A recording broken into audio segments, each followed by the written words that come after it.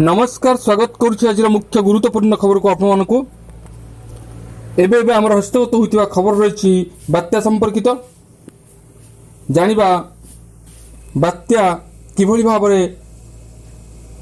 आग को बढ़ुची और बात्यार भय लोक मान भवन में किभली भाव सृष्टि होउची एवं बात्या केउं स्थान सृष्टि होगा जाउची एवं यह केउं स्थान स्थलभाग छुईब एवं यार प्रभाव में कौन क्षयक्षति हो पवन बेग केते रहिबो वर्षार परिमाण किपर रहिबो जानिबा से संपर्क रे आसुची एक बड़ बात्या से संपर्क संपूर्ण विवरणी मु प्रदान करी से आप निश्चित वीडियो को प्रथम शेष पर्यंत देखिए। जदि वीडियो भल लगे तो पाखे लाल बटन जो निश्चित सब्सक्राइब करेंगे पाखे आसुवा बेल आइकन बजाइए ऊपर आसुवा ऑल नोटिफिकेशन पर क्लिक करके भूलें जहाँफल वीडियो सर्वप्रथम आप निकट पहुंच पार।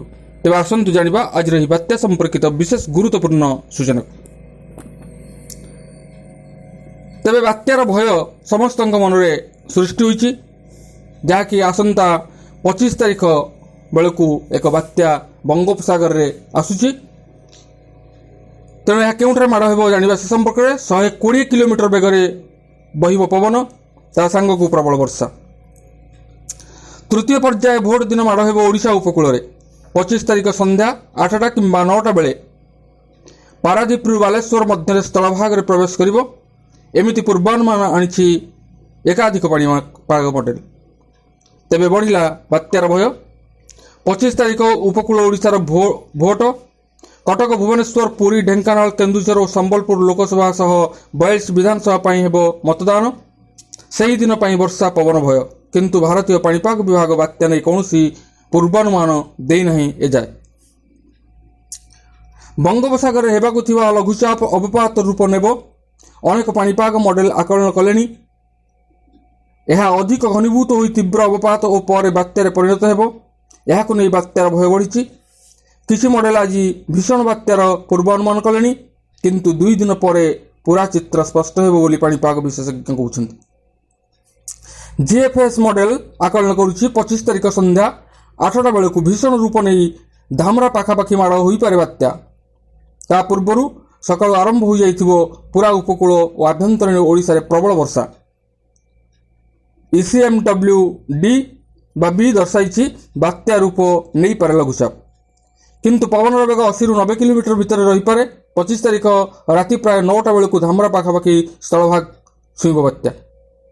एक्सेस मॉडल विभिन्न आकलन करिछि बंगोपसागर हेबाकु थिबा लघुचाप अधिक घनीभूत होई बळुआ हेबो यह अवपात और पर तीव्र अवपात आड़क जीव पर बात्या और अति भीषण बात्यार रूप नेब बोली कहिछि किंतु यह आंध्र प्रदेश रे माड़ हेबो। कलिंगपट्टनम पाखरे यह लैंडफॉल करिबो बोली एही मॉडल पूर्वानुमान करिछि। तेबे भारतीय पाणीपाग विभाग बात्या नै कौनसी पूर्वानुमान देइनी। पाणीपाग विभाग कही 22 तारीख में दक्षिण पश्चिम बंगोपसागर में एक लघुचाप सृष्टि हो पारे। आरंभ यह उत्तर पूर्व दिग आड़क बढ़िब पर उत्तर पश्चिम अर्थात ओडिशा मुहां हो पारे। 24 तारीख बेलू केन्द्रीय बंगोपसागर में यह अवपात परिणत हेब। बंगोपसागर में सृष्टि होगा घूर्णिबलय बात्या हेबाकु पाग अनुकूल अछि बोली वरिष्ठ पाणीपाग विशेषज्ञ प्रोफेसर सुरेन्द्रनाथ कोसबल कहछन्ति। घूर्णिबलय 22 रे लघुचाप और 23 रे अवपात रूप नेब। 24 रे अधिक बल जुटाई गभीर अवपात परिणत हेब। प्रथमे यह उत्तर पूर्व दिगरे गति करिवो 23 पर उत्तर पश्चिम दिगरे गति करिवो 25 रे यह उपकूल छुई पारे। ये थिला बात्या संपर्कित एक विशेष गुरुत्वपूर्ण सूचना। आज पुणी देखा आगामी वीडियो रे ए बात्या खबर नहीं रोचे। धन्यवाद, नमस्कार।